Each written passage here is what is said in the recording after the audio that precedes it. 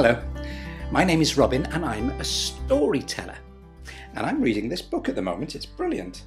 It's got adventures in it and animals and superpowers, and it celebrates being a little bit different to everybody else. It's called Evie and the Animals by Matt Haig. And this is this year's big family read.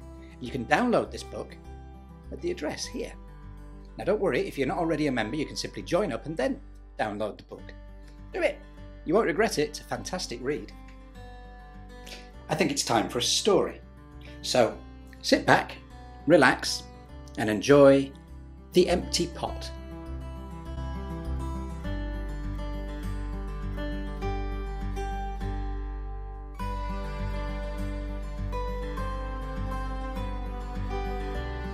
This story takes place a very long time ago, in China.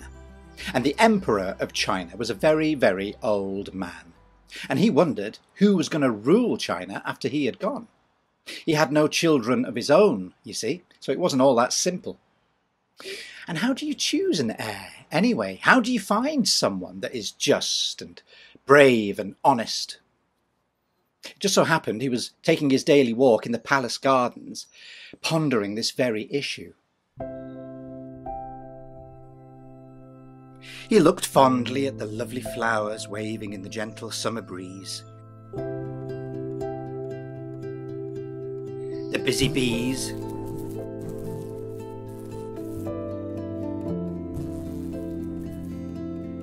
and the gardeners hard at work.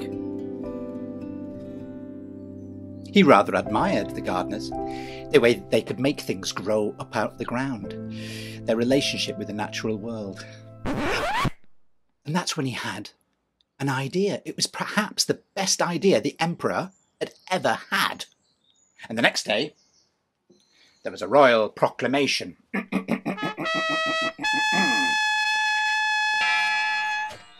By royal decree, any child wishing to become the next emperor of China must visit the palace tomorrow morning and take away one seed.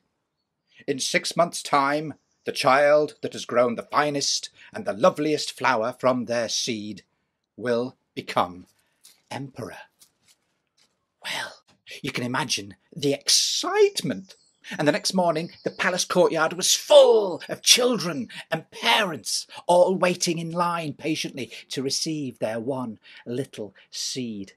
All the parents dreaming what it would be like to have their child as the Emperor of China. All the children dreaming what it's going to be like to actually be the Emperor of China. And one such child was Jun.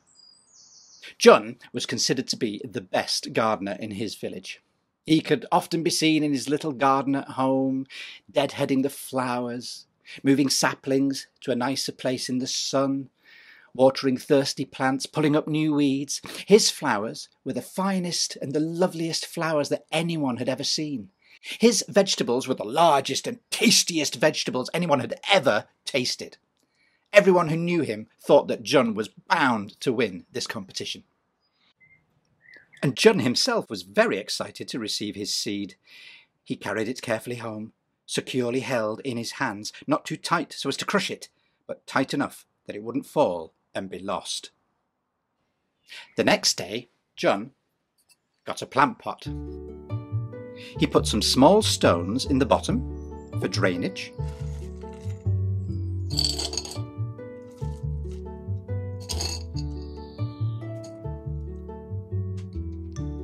He filled the pot with his best soil.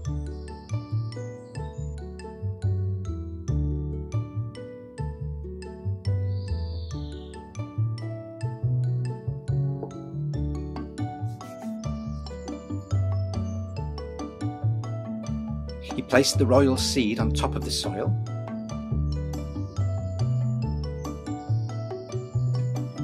And placed a little soft compost on top.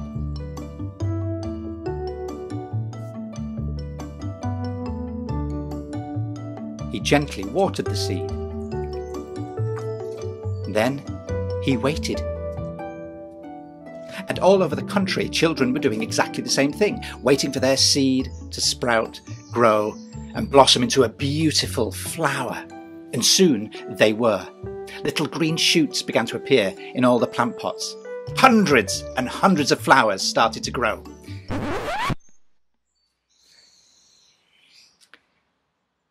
But not in John's. No matter what he did, nothing was growing in his plant pot. All over China, children were moving their pots into the sunshine, giving them a little bit of water, building a protective wall around them just in case any other child might accidentally or not so accidentally knock the pot over. And soon, big green leaves started to appear on hundreds of plants. But not John's. He was very confused. He knew he'd done nothing wrong, but still his pot was empty of flowers. He carefully changed the soil in case he'd used bad compost.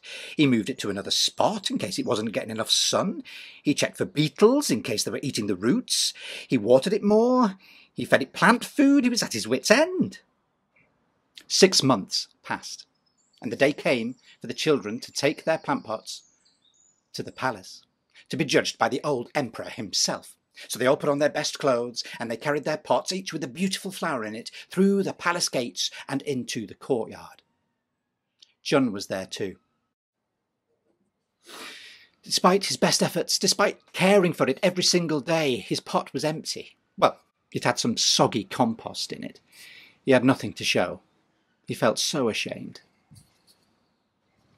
And everybody either felt pity for him, that this brilliant gardener had been unable to grow anything, or they mocked him. What a stupid boy for bringing an empty pot. Then everyone fell silent. The emperor had arrived.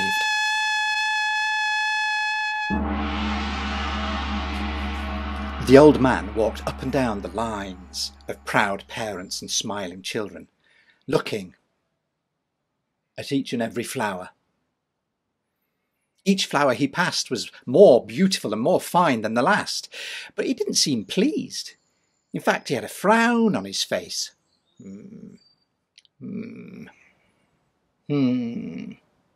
Everyone looked at each other. What was the problem? Eventually, the emperor arrived at Jun. The emperor looked down at Jun's empty pot, and his frown turned into a scowl.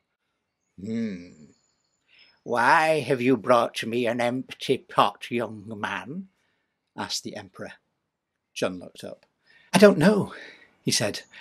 "I don't know why it didn't grow. I did everything I usually do. I fed it, I watered it, I put it in the sun. I feel so ashamed. I brought it to apologise." The emperor was silent for a while, and then he turned and addressed the crowd.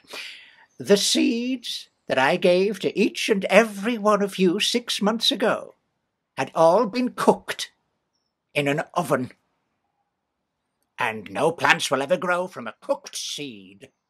Then the emperor continued, "You've all cheated, every single last one of you. Well, all except this young man here.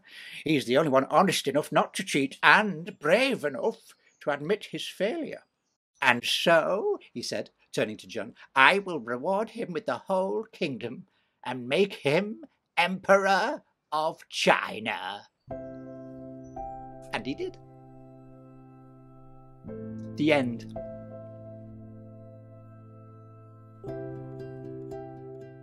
Now, a very famous animal comes from China. It's called the giant panda. And I'm sure you must have seen pictures of one, or even seen a real one, perhaps, in a zoo somewhere. But do you know the following interesting facts about this shy black and white bear?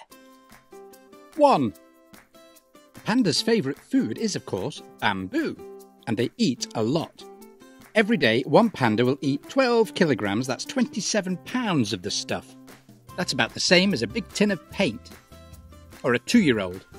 To eat this much, a panda must munch away for 10 to 16 hours a day. 2. We humans have something called an opposable thumb. That means we can touch each of our fingers on the same hand with it. It helps us hold things easily.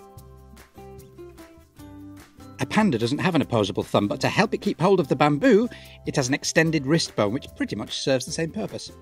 3. Pandas are 99% veggie. They are bears, though, and bears, like humans, are omnivores. Being an omnivore means you can eat meat and vegetables and eggs and, well, pretty much anything really. 4. Unlike most bears, pandas don't hibernate in the winter. When it starts to get cold, they move further down their mountain homes where it's warmer. And they continue eating bamboo. 5. When they're born, pandas are pink and no larger than a mouse. 6. Pandas poo about 40 times a day.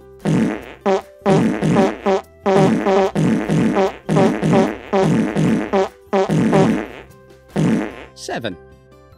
Pandas were for a very long time endangered.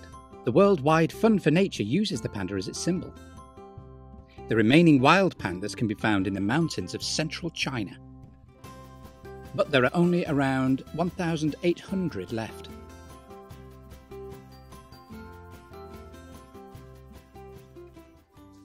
Thanks for listening. I hope you enjoyed it. You might be able to find other versions of that story at your local library. Don't worry if you're not a member, it's quick and easy to join. Oh, and if you're thinking of entering the short story competition, I hope my story has given you some inspiration.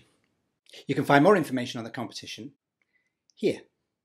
The winner will receive a set of e-audiobooks donated by Belinda, and their winning story will be published on the Derby Library's website.